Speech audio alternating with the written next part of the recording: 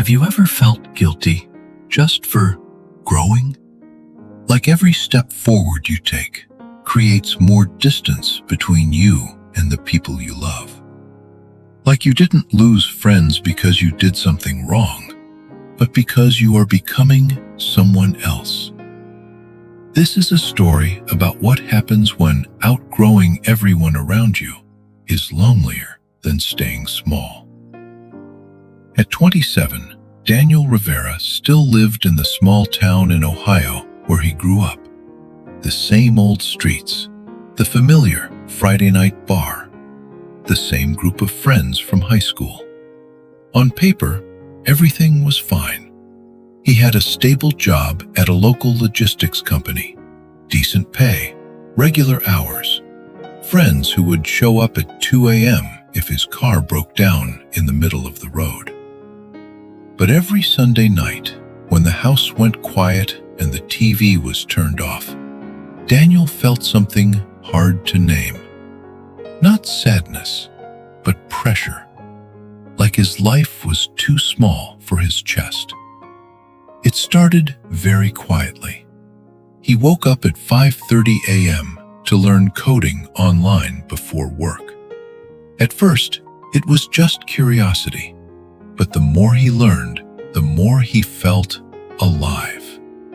While his friends talked about fantasy football or which bar had the cheapest happy hour, Daniel thought about user interfaces and back-end systems. He stopped laughing at the same old jokes, stopped complaining about the same repetitive things, stopped blaming the economy or bad luck. And that was when everything began to change.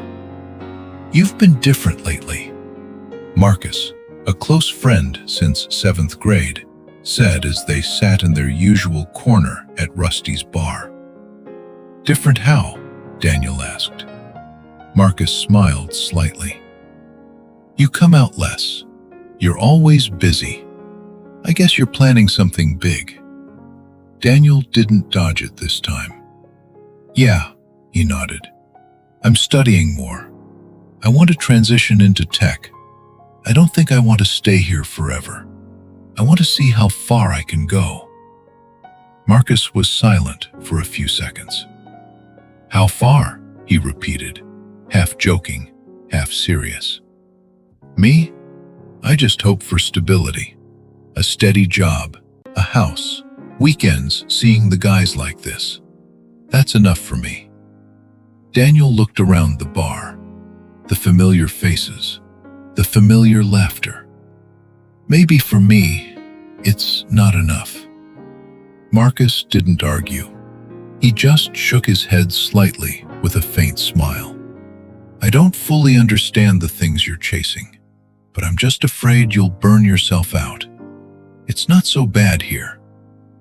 "It's not bad," Daniel said. "It's just, I feel like I can do more than this." They both fell silent. No argument, no tension. Just two friends sitting at the same table, but looking in two different directions. That night, Daniel lay staring at the ceiling for a long time. Not because anyone said anything to hurt him, but because he understood. Not everyone craves more. And not everyone is wrong for choosing ease. But if he stayed just because he was afraid of being different, he would be betraying himself. And for the first time, the distance was no longer a vague feeling. It had a shape.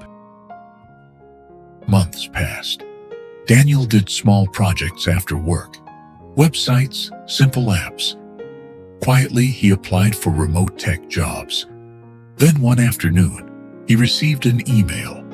Subject, offer letter. The salary was nearly double his current one. A remote position. Full benefits. His hands shook. He should have been happy. But his first thought was, how am I going to tell them? That Friday night, Daniel told the group that he had accepted a new job. Working remotely first, then maybe moving away later. The whole table paused for a beat. No one reacted strongly. No one over-congratulated him. Just a few nods, a few short questions about the timing, the pay, the city. Marcus looked at him longer than usual, not with annoyance, just trying to imagine a different reality. Daniel realized it. The word yet, not moved yet, not left town yet, hung between them. It was like a buffer, as if everyone understood that yet was only temporary. The conversation continued after that. They talked about the weekend football game, about Marcus's new boss, about the car someone was thinking of buying. Everything looked the same, but Daniel knew. From that night on, he no longer fully belonged to this table. No one blamed him. No one held him back. It was just that in their eyes, he had become the person who was about to leave. And the distance didn't appear through words.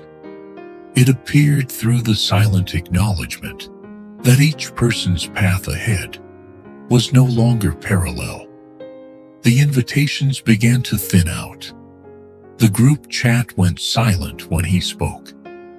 One night, he drove past Rusty's and saw their cars parked out front. No one had texted him. He sat in his car for 5 minutes. He could walk in, pretend to be normal, shrink himself just enough to fit in, or he could drive home. That night, he drove home. And for the first time, the loneliness hit him. It wasn't loud. It was quiet. The kind of feeling that sits on your chest and whispers, "You are on your own now." A month after starting the new job, Daniel had more money than ever before, but fewer people to call. Success didn't feel like fireworks. It felt like silence. He wondered, is growth worth the trade-off of isolation? One night, he saw a photo of the group at a lakeside cabin. Caption, "Same crew. Nothing changes. Nothing changes." And that was exactly the point. Nothing changes if you don't change. He sat in the dark and spoke the truth. I can't go back. Not because he was better, not because they were less, but because he had seen a more vivid version of himself. And once you have seen that version, you cannot pretend you never did. The awakening wasn't loud, just a quiet understanding.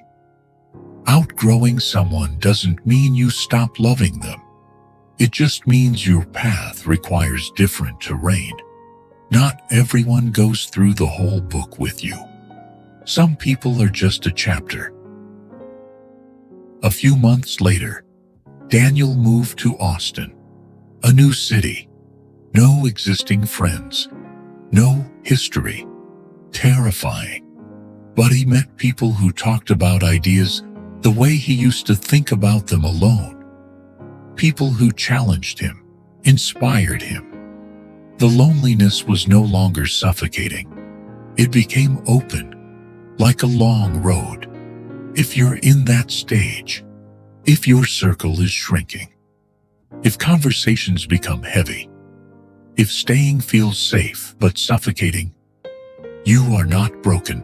With you are expanding. And expansion is always silent before it becomes clear. Growth is always lonely before it becomes the new normal. The road ahead might not have familiar faces, but it has space. And sometimes, space is exactly what you need to become yourself. If this story touched your heart, subscribe to The Seeds of Life for more lessons on growth, and share your own journey in the comments below.